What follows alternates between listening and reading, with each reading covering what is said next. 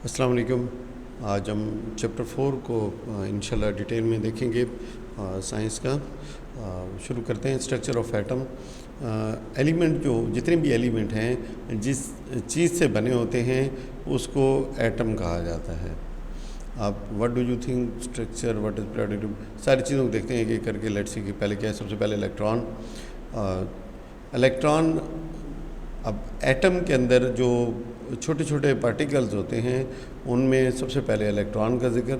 Electron atom का वो ज़रा है जिसके ऊपर नेगेटिव चार्ज होता है और ये न्यूक्लियस के बाहर होते हैं। देखिए, जो अगर एटम है, हम स्ट्रक्चर जहाँ से देख सकें, ये इसका अंदर वाला हिस्सा है जिसको कि न्यूक्लियस कहते हैं। इसके अंदर प्रोटॉन होते हैं और न्यूट्रॉन होते हैं। जो इसका बाहर वाला एरिया है, यहाँ पे इलेक्ट्रॉन होते हैं, रिवॉल्व करते हैं अराउंड द न्यूक्लियस। ये जो सर्कल से आपको नज़र आ रहे हैं जिसमें कि ये ब्लू कलर में इलेक्ट्रॉन लगे हुए हैं, इसको ऑर्बिट या शेल कहते हैं। इसको ऑर्बिट या शेल कहते हैं। ये अच्छे से जहन में बिठा लीजिएगा, क्योंकि जब इसके ऊपर बात होगी तो ताकि आपको आइडिया हो सके कि किस चीज़ की बात की जा रही है। सेकेंडली, जो इसके अंदर पार्टिकल्स, स्मॉल पार्टिकल्स मौजूद हैं, उनमें एक प्रोटॉन शामिल है और दूसरा न्यूट्रॉन शामिल है। इलेक्ट्रॉन के ऊपर आपने अभी पढ़ लिया क्या चार्ज होता है, नेगेटिव चार्ज होता है। उसके बाद सेकंड हमारे पास प्रोटॉन है, फिर न्यूट्रॉन है। जो प्रोटॉन है इसके ऊपर पॉजिटिव चार्ज होता है। याद रखिएगा, इलेक्ट्रॉन और प्रोटॉन आपस में हमेशा इक्वल होंगे, आपस में हमेशा इक्वल होंगे। इसलिए एटम जो है एक न्यूक्लियर पार्टिकल है, न्यूक्लियर है, न्यूट्रल, सॉरी।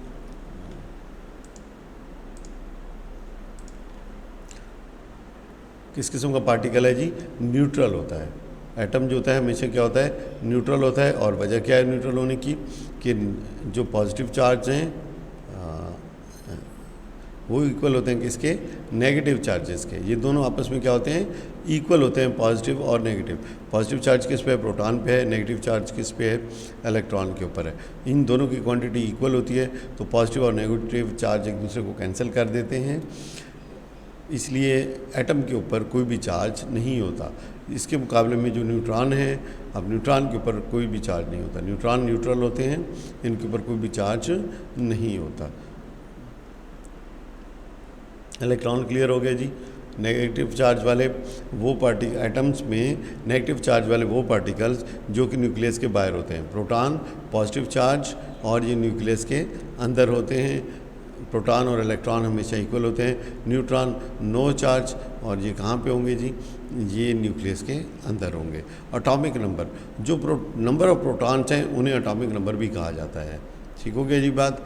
मैस नंबर क्या होता है? मैस बेसिकली जो, अगर हम यहाँ पे आपको दोबारा दिखाएं तो जो एक एटम है, इसका जो सारा वज़न है, जो सारा इसका मैस है, वो कहाँ पे है? वो न्यूक्लियस के अंदर है। किस चीज़ के अंदर है जी? न्यूक्लियस के अंदर है। तो मैस नंबर किससे बनेगा जी? प्रोटॉन प्लस न्यूट्रॉन, ये दोनों मिलके क्या बना देंगे जी? Mass number. क्या बना देंगे? Mass number. जो इलेक्ट्रॉन है इसके मुकाबले में क्या होते हैं? बहुत ज़्यादा लाइट होते हैं। इलेक्ट्रॉन क्या होते हैं? बहुत ज़्यादा लाइट होते हैं। इनका मैस ना होने के बराबर होता है। और अगर आप देख सकें यहाँ पे, ये जो एटम है इसमें ज़्यादातर जगह खाली होती है। ज़्यादातर जगह क्या होती है? खाली होती है। सिर्फ थोड़ी सी जगह है जहाँ पे कि इलेक्ट्रॉन, प्रोटॉन और न्यूट्रॉन अवेलेबल होते हैं। जबकि मैस सारे का सारा किस वजह से होता है? प्रोटॉन और न्यूट्रॉन की वजह से। तो मैस नंबर क्या कहलाएगा? Number of proton plus number of neutron. Mass number clear हो गया। आइसोटोप, अब हमने ये तो पढ़ लिया कि जो न्यूक्लियस है इसके अंदर क्या होते हैं? प्रोटॉन होते हैं और न्यूट्रॉन होते हैं। अब ये याद रखिएगा, न्यूट्रॉन के ऊपर कोई भी चार्ज नहीं होता। लेकिन बाज़ वक़्त क्या होता है कि एक एटम है, उसका लेट्स से के कार्बन को देख लेते हैं। अब कार्बन का एटॉमिक नंबर क्या है जी? 6 है। मतलब है कि उसके अंदर जो नंबर ऑफ प्रोटॉन्स कितने हैं? वो 6 हैं। अब जो न्यूट्रॉन है, अब न्यूट्रॉन डिफरेंट हो सकते हैं। ठीक है, न्यूट्रॉन 6 भी हो सकते हैं, 7 भी हो सकते हैं और 8 भी हो सकते हैं। अब ऐसे एलिमेंट जिनका के प्रोटॉन नंबर तो सेम हो, मतलब एटॉमिक नंबर सेम हो, लेकिन मैस नंबर डिफरेंट हो, उसको कहते हैं उसका आइसोटोप। उसको क्या कहा जाता है? उस एटम का आइसोटोप। अगर हम कार्बन की ही मिसाल लें तो कार्बन हमारे पास 12 भी होगा, कार्बन से मुराद C कार्बन को ही कहते हैं, ठीक है, C13 और C14। अब C12 में न्यूट्रॉन की तादाद कितनी है जी? 6 होगी। C13 में न्यूट्रॉन की तादाद कितनी है? 7 होगी। और C14 में न्यूट्रॉन की तादाद कितनी है? 8 होगी।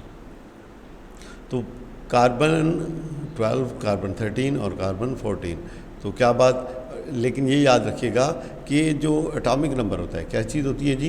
एटॉमिक नंबर वो किसी भी एलिमेंट की निशानी होती है। एलिमेंट जो पहचाना जाता है वो किससे पहचाना जाता है? अपने एटॉमिक नंबर से हर एलिमेंट पहचाना जाता है। अगर एलिमेंट का एटॉमिक नंबर ही चेंज हो जाए तो वो एलिमेंट ही क्या हो जाएगा जी? चेंज हो जाएगा। जैसे अगर एटॉमिक नंबर 6 है तो कार्बन है, लेकिन अगर एटॉमिक नंबर क्या हो गया जी? 8 हो गया। अब ये क्या हो जाएगा? ऑक्सीजन हो जाएगा। क्या हो जाएगा? ऑक्सीजन हो जाएगा। तो याद रखिएगा कि कभी भी किसी भी एटम का एटॉमिक नंबर चेंज नहीं हो सकता। अगर एटॉमिक नंबर चेंज होगा तो वो एलिमेंट ही बजाते खुद क्या हो जाएगा? चेंज हो जाएगा। लेकिन जो उसका मैस नंबर है वो चेंज हो सकता है। इसमें नंबर ऑफ न्यूट्रॉन्स डिफरेंट हो सकते हैं। इसके बहुत सारे फिर यूजेज हैं। इसको कि जब मैस नंबर चेंज हो जाए तो फिर क्या होता है? उसे क्या बोलते हैं हम? आइसोटोप। मतलब एटॉमिक नंबर तो सेम रहा, जैसे C12 हो गया, C13 हो गया, C14 हो गया। इसमें जो एटॉमिक नंबर है वो सेम रहेगा, मैस नंबर न्यूट्रॉन के डिफरेंट होने की वजह से क्या हो जाएगा? चेंज हो जाएगा। आई होप कि कुछ थोड़ी बहुत समझ आ गई होगी। आगे चलते हैं, एटम को पढ़ते हैं। Atom is the smallest particle of an element that can take part in a chemical reaction. तो ये ज़रा देख लीजिएगा जी, MCQs है कि एलिमेंट का सबसे छोटा ज़रा कौन सा है, स्मॉलेस्ट पार्टिकल कौन सा है जो कि किसी भी केमिकल रिएक्शन में हिस्सा ले सकता है, तो उसे क्या कहते हैं जी? एटम कहते हैं। एलिमेंट का सबसे छोटा ज़रा जो कि किसी केमिकल रिएक्शन में हिस्सा ले सकता है उसे क्या बोला जाता है जी? एटम बोला जाता है। Atom of a particular element. अब पर्टिकुलर एलिमेंट से क्या मुराद है? किसी भी ख़ास एलिमेंट के। लेट्स एग्जांपल हम लेते हैं किसकी? गोल्ड की। इसका मतलब है कि जो गोल्ड है वो एक ही किस्म के एटम से बना होगा। जो एटम होंगे सारे क्या होंगे? बिल्कुल सेम होंगे। लेकिन ये जो एटम है, अब जो सिल्वर है, हम दूसरी चीज़ ले लेते हैं, सिल्वर के एटम से टोटली डिफरेंट होंगे।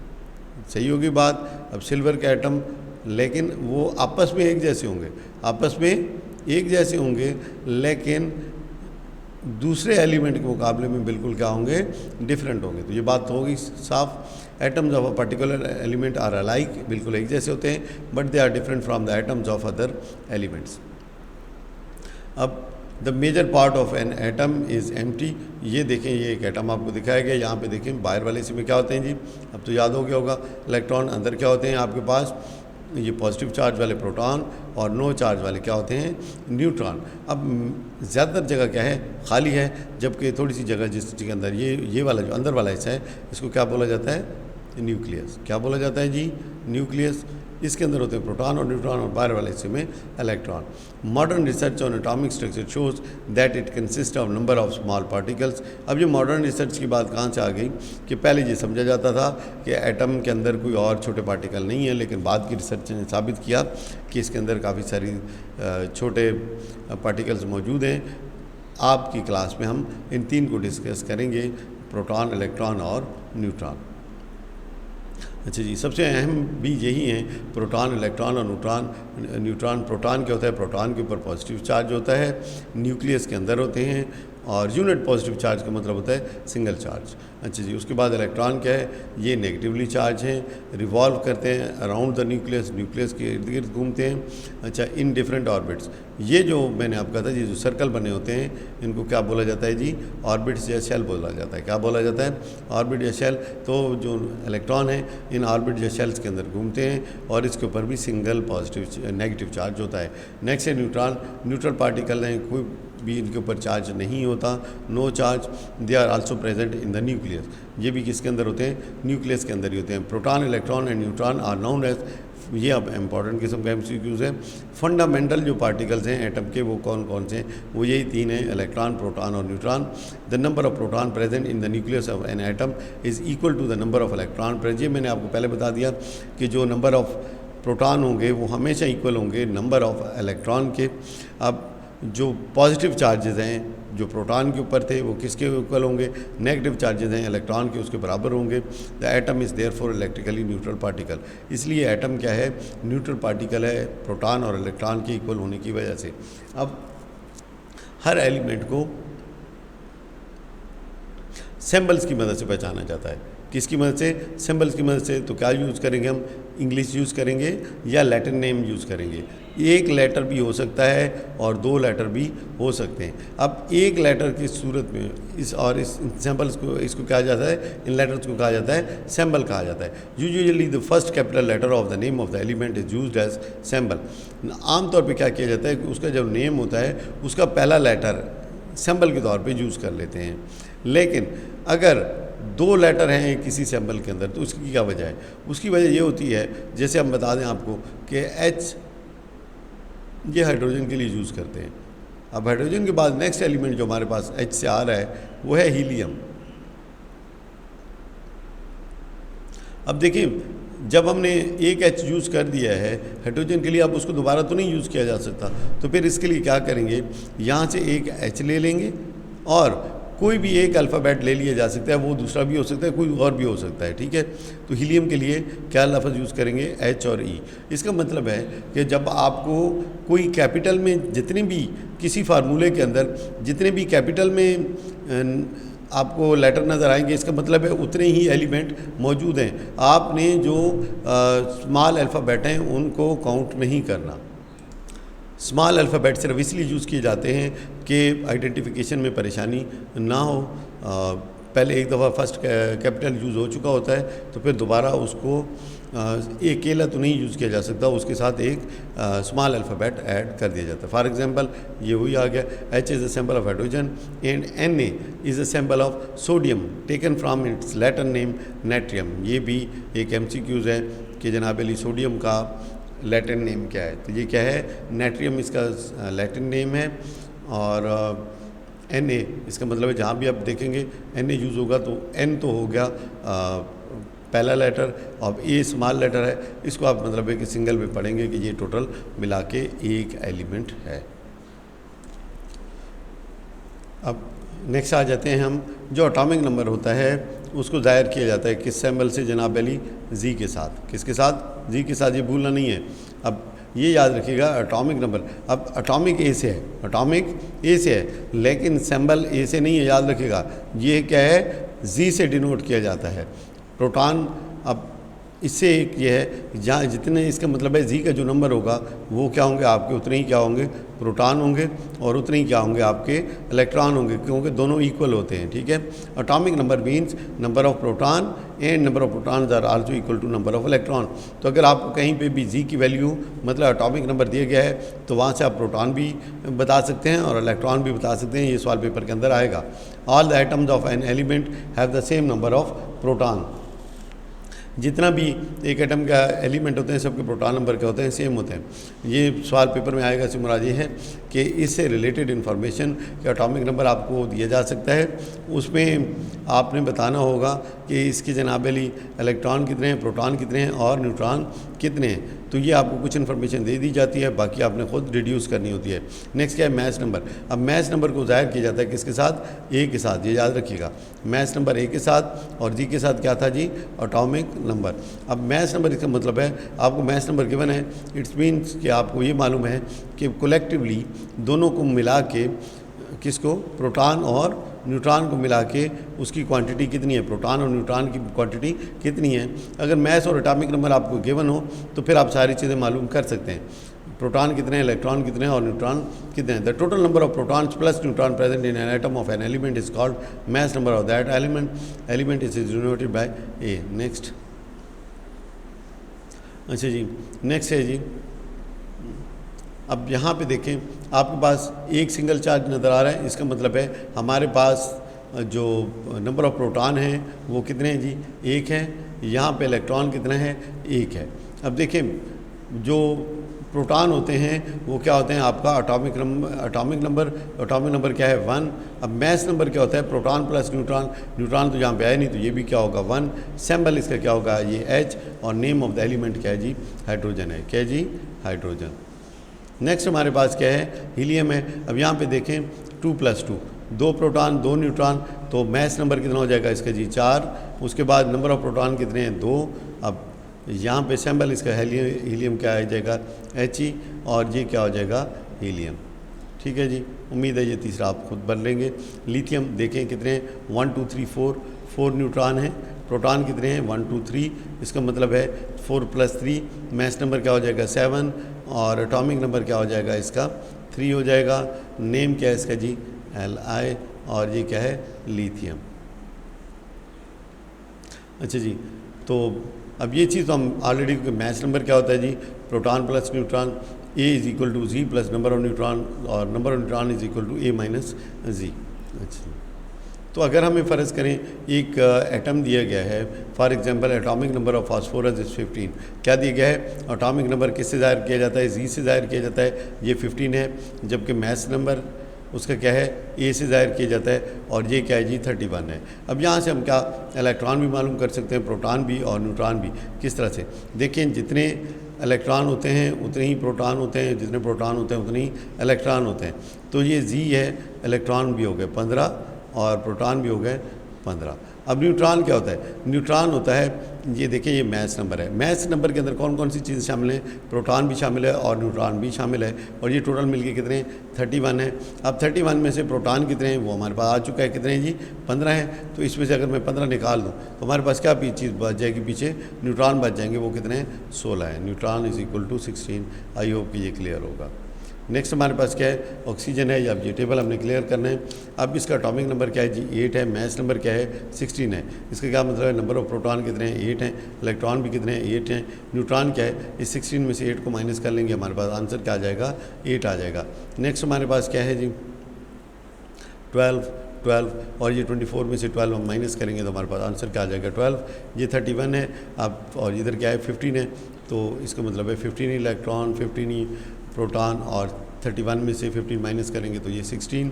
नेक्स्ट क्या हमारे पास ये 39 और 19 है, तो 19 प्रोटॉन 19 इलेक्ट्रॉन, एंड माइनस करेंगे 39 में से 19 तो हमारे पास 20 न्यूट्रॉन। तो उम्मीद है कि इस सवाल आप आराम से कर लेंगे क्लियर। इसके काफ़ी सारे तकरीबन 10-12 MCQs होंगे जो कि आपको अटैम्प्ट कराए जाएंगे ताकि परेशानी ना हो। The symbol of an element is used to represent atom of that element. Symbol क्या होता है, इससे रिप्रेजेंट करते हैं किसी भी एलिमेंट के एटम्स को। तो अब जैसे हाइड्रोजन है, इसका सिंबल क्या है H। तो जब भी हमने हाइड्रोजन के बारे में बताना होगा तो हम क्या लिखेंगे, हम H लिखेंगे। क्या लिखेंगे जी H लिखेंगे। हीलियम लिखना होगा तो क्या लिखेंगे He।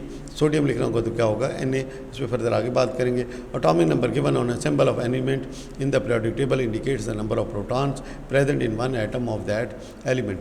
कि जो एटॉमिक नंबर होता है जो कि पीरियोडिक टेबल के अंदर गिवन होता है, पीरियोडिक टेबल के ऊपर आगे बात होगी, वो क्या रिप्रेजेंट करता है कि नंबर ऑफ प्रोटॉन्स। ये पहले मैं आपको कई दफ़ा बता चुका हूँ। एटॉमिक नंबर किस चीज़ को रिप्रेजेंट कर रहा होता है, उसके प्रोटॉन को, और जो इलेक्ट्रॉन होते हैं वो इक्वल होते हैं उसके नंबर ऑफ प्रोटॉन्स के। अच्छा जी, उसके बाद हम जो आगे पढ़ेंगे, एटम क्या है, इलेक्ट्रिकली न्यूट्रल पार्टिकल है, ये पहले बता चुका हूँ। एनर्जी लेवल क्या चीज़ होते हैं, distribution of electrons in KLM shells, atomic structure of 18 elements, and then the periodic table. Atom as a neutral particle, तो इसके ऊपर मेरे ख्याल में शायद मज़ीद बात करने की ज़रूरत नहीं है, बात बताई जा चुकी है। अच्छा जी, we have learned about charge and that like charge repel each other. ये इंपॉर्टेंट है कि जनाब अली एक जैसे जो चार्ज होते हैं वो क्या करते हैं, एक दूसरे को रिपेल करते हैं। ये एक MCQs है, याद रखिएगा। उसके बाद है अपोजिट चार्जेस क्या करते हैं, अट्रैक्ट ईच अदर। ये भी क्या है, एक MCQs है कि जो अपोजिट चार्जेस हैं, the number of positively charge proton present in atom is equal to the number of negatively charge electron present there. It means that the total positive charge of an atom due to proton is equal to the total negative charge on it due to electron. The equal amount of positive and negative charges cancel effect of each other and atom is therefore electrically neutral particle. Electron बराबर होते हैं किसके, proton के। इसका मतलब है जो negative charges हैं वो क्या होंगे बेटा, इक्वल होंगे किसके, पॉजिटिव चार्जेस के, और ये एक दूसरे को क्या करेंगे, कैंसिल कर देंगे। ठीक है, तो एटम क्या हो जाएगा, न्यूट्रल पार्टिकल हो जाएगा, क्योंकि इसके ऊपर अब कोई भी चार्ज एक्ट नहीं कर रहा होगा। नेक्स्ट है शेल या orbit. Areas around the nucleus of an atom where electron are found are known as shell और ऑर्बिट्स। शेल या ऑर्बिट क्या चीज़ है। नेक्स्ट वी हैव शेल या orbit. Areas around the nucleus of an atom where electrons are found are known as shell या orbit. जहाँ पे electron मौजूद होते हैं न्यूक्लियस के इर्द गिर्द, उस एरिया को क्या कहा जाता है जी? शेल या ऑर्बिट कहा जाता है। क्या कहा जाता है? शेल या ऑर्बिट कहा जाता है। First, second, third and fourth shells are named as, जो पहला शेल है उसको क्या बोला जाता है? के। दूसरा शेल क्या बोला जाता है? एल। इसी तरह से अगर तीसरा होगा तो क्या होगा? एम। और अगर चौथा होगा तो उसको क्या बोलेंगे हम? एन शेल बोलेंगे। ठीक है, तो जो पहला शेल है उसके लिए एन की वैल्यू, अच्छा, n integer n is use to describe the position of these shells around the nucleus of an atom. जो इसको हम जाहिर किससे करते हैं? एन से जाहिर करते हैं। किससे जाहिर करते हैं? एन से। मतलब है कि एन नंबर को कहते हैं शेल नंबर। एन क्या होगा? शेल का नंबर। तो अगर हम के की बात करें तो के का नंबर क्या होगा जी? ये पहला शेल है। ठीक है, एल है तो एल का नंबर क्या होगा? एन की वैल्यू क्या होगी? 2। एम के लिए एन की वैल्यू क्या होगी जी? 3। और एन के लिए एल की वैल्यू क्या होगी? 4 होगी। बात समझ आ गई? जहाँ के होगा तो वहाँ हम क्या कहेंगे कि इसका शेल नंबर क्या है? 1 है। एल क्या है? शेल नंबर 2 है। एम क्या है? शेल नंबर 3 है। एन क्या है? शेल नंबर 4 है। The maximum number of electrons. अब इसकी एक कैपेसिटी भी होती है। इसकी क्या होती है? कैपेसिटी होती है। ऐसा नहीं है कि जितने मर्जी आप जहाँ पे लगा दें। जैसे पहले में देखें कितने आते हैं? सिर्फ 2 आते हैं। दूसरे में कितने होते हैं? 8 होते हैं। 4, 6 और 8। ठीक होगी बात? अब इनकी कैपेसिटी होती है। अब कैपेसिटी किस चीज़ से पता चलती है? वो एक फार्मूला है। फार्मूला है 2n की पावर 2। क्या होता है जी? 2n की पावर 2। 2n की पावर 2। इसका मतलब है अगर हमने मालूम करना हो कि के शेल में कितने आएंगे तो सिंपल, यहाँ पे n का हमें पता है ना, n नंबर इसका क्या है? 1 है। तो यहाँ पे n की जगह हम क्या डाल देंगे? 1 की पावर 2। अब 2 × 1 की पावर क्या है? 2 कितना हो जाएगा? जिसकी 1 की पावर जो भी हो तो वो 1 ही रह जाता है। तो 2 1 इज़ क्या हो जाएगा? 2। इसका मतलब है 2 से ज़्यादा नहीं आ सकते। अब हम एल को देख लेते हैं। एल के लिए भी फार्मूला क्या होगा? सेम वही 2n की 2। अब हमने देखा कि एल के लिए हमारे पास नंबर क्या है? एन का नंबर क्या है? 2 है। तो हम एन की जगह क्या डाल देंगे? 2। तो यहाँ पे हो जाएगा 2 × 2 की पावर 2। तो 2 2 इज़ 4। तो ये हो जाएगा 2 4 इज़ 8। अब तीसरे को देख लेते हैं एम। एम के लिए भी वही फार्मूला 2n की पावर 2। अब हमें ये मालूम है कि एम का लिए नंबर क्या इस्तेमाल होता है? 3 होता है। तो 3 की पावर 2। तो 2 × 9 इज़ इक्वल टू 18। उम्मीद है कि ये क्लियर हो गया होगा। इसी तरह से कोई भी आपको शेल गिवन हो, आप उसके बता सकते हैं कि कितने उसका नंबर ऑफ इलेक्ट्रॉन होंगे। ये ज़बानी भी आप याद करना चाहें तो कर लें। 2 8 18 एंड 32। एटॉमिक स्ट्रक्चर गिवन है 18 एलिमेंट्स का। ये आप सबने याद करना है। क्या चीज़ आपको ऐसे गिवन होगा कि हाइड्रोजन है। क्या है जी? हाइड्रोजन है। इसकी इन्फॉर्मेशन क्या क्या आपको याद होनी चाहिए? इसका एटॉमिक नंबर क्या होगा? इसका एटॉमिक नंबर क्या होगा? और इसका मैस नंबर क्या होगा? अब इसी एटॉमिक और मैस नंबर को यूज़ करते हुए फिर आपसे सवाल हो सकता है कि इलेक्ट्रॉन बताएं, क्या बताएं जी? प्रोटॉन बताएं और नंबर ऑफ न्यूट्रॉन बताएं इस एलिमेंट के अंदर। तो याद करना इनको बहुत ही ज़्यादा आसान है। आपने क्या करना है? सिंबल सबसे पहले याद कर लेने हैं। क्या याद कर लेने हैं जी? सिंबल याद कर लेने हैं। ये आपने ख्याल करना है। सिंबल याद करने के बाद आपने, अब याद करने का तरीका क्या है? सबसे पहले एलिमेंट की क्या याद करेंगे जी? उसका सिंबल क्या है? सिंबल याद करने के बाद आप क्या याद करेंगे? उसका एटॉमिक नंबर। क्या याद करेंगे जी? Atomic number. ये 2 चीज़ें याद कर लेंगे, बाकी कोई फिर मुश्किल नहीं रह जाती। बाकी याद करने का तरीक़ाकार आपको बता देता हूँ। याद रखिएगा, जो पहला है उसका 1 1 है। एटॉमिक नंबर भी 1, मैस नंबर भी 1। अब दूसरे का क्या है? Atomic number 2, mass number 4। अगले जो 3 है, नेक्स्ट क्या है? 3, 3, 4 और 5। अब इनमें जो फार्मूला क्या है? मल्टीप्लाई 2 + 1। मतलब है कि 3 वाले के साथ मल्टीप्लाई 2 + 1 7, 4 वाले के साथ मल्टीप्लाई 2 + 1 9, 5 वाले के साथ मल्टीप्लाई 2 + 1, ये हो जाएगा 11। यहाँ तक पहुँच गए। आगे देखें 6, 7 और 8। इसमें सिंपल फार्मूला है मल्टीप्लाई बाई 2। तो 6 वाले का क्या हो जाएगा? 12, 7 वाले का 14 और 8 वाले का 16। तो उम्मीद है मास नंबर अच्छे से याद हो जाएंगे बड़े आराम के साथ। लेकिन 2 इसके लिए कंडीशंस हैं। सिंबल याद करने हैं और एटॉमिक नंबर याद कर लेना है कि इसका सिंबल क्या है, एटॉमिक नंबर क्या है। ये सारी तरतीब से पढ़ें। नेक्स्ट क्या है? आगे याद रखिएगा, फिर 9 से लेके कहाँ तक? 17 तक। 9 से लेके 17 तक जो इवन है उनको क्या करना है? मल्टीप्लाई 2 कर देना है। जो ऑड हैं उनके लिए क्या करना है, मल्टीप्लाई 2 + 1 का फार्मूला यूज़ करना है। लेट्स एग्जांपल ले लेता हूँ कि 13 नंबर का क्या होगा जी, ऑड है तो मल्टीप्लाई 2 कितना हो जाएगा 26 + 1 ऐड करेंगे कितना, तो 13 वाले के साथ क्या हो जाएगा 27, और 14 का तो इवन नंबर है तो मल्टीप्लाई 2 तो 14 × 2 = 28। तो ये यहाँ आपके टोटल 17 तक आप पहुँच जाएंगे। 18 टोटल आपको करने हैं, और 18 का क्या है, 18 का 14 है। 18 जो है उसका मैथ्स नंबर क्या है, 14 है, ये याद रख लीजिएगा।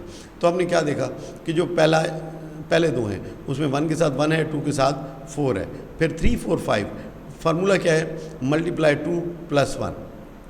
अगले 3 6 7 8 उसके लिए फार्मूला क्या है, मल्टीप्लाई बाई 2। उसके बाद 9 से लेके 17 तक सबका क्या है, जो इवन होंगे उनको 2 से मल्टीप्लाई कर दें, मैथ्स नंबर मिल जाएगा। जो ऑड है उनको मल्टीप्लाई 2 + 1 कर दें तो उनका भी मैथ्स नंबर आपको फाइंड हो जाएगा। और जो आखिरी है 18 है उसका डिफरेंट है, उसका मैथ्स नंबर क्या है 14 है। लेकिन सैम्पल अच्छे से याद होने चाहिए। आपको जो टेस्ट दिया जाएगा उसमें इन सब के सैम्पल्स के बारे में ज़रूर पूछा जाएगा, तो ये ख्याल रखिएगा। और ये काफ़ी इम्पॉर्टेंट है और ये आपको काफ़ी हेल्प करेगा आपकी केमिस्ट्री के अंदर नेक्स्ट फर्दर क्लासेस के अंदर। तो ये बड़ा इंपॉर्टेंट है, इसका याद रखना है। अच्छा जी, ड्रा द एटॉमिक स्ट्रक्चर। तो एटॉमिक स्ट्रक्चर बनाना आपका उसमें नहीं है। अगर बनाना हो तो सिंपल क्या करना होता है जी, पहले में 2 लगा दें जितने भी आपको गिवन है, दूसरे में कितने लगा देंगे। अब यहाँ पे क्या है, हमारे पास Z8 है, इसका मतलब है टोटल कितने हमारे पास 8 हैं। तो पहले शेल में कितने आ जाएंगे 2, पीछे कितने बच जाएंगे 6, तो 6 हम दूसरे शेल में लगा देंगे, बात खत्म। ठीक हो गई। तो इसके K शेल में कितने आएंगे 2, और इसके L शेल में कितने होंगे 6, बस 8 पूरे हो गए ना। 8 होने चाहिए L में, लेकिन हमारे पास हैं ही 6, बच 6 गए थे ना, जितने बच गए थे वो सारे कंज्यूम कर देंगे तो बात खत्म। Next we have periodic table. इसके बाद नेक्स्ट पीरियोडिक टेबल है। पीरियोडिक टेबल को इंशाल्लाह पार्ट 2 में डिस्कस करेंगे। Thank you very much.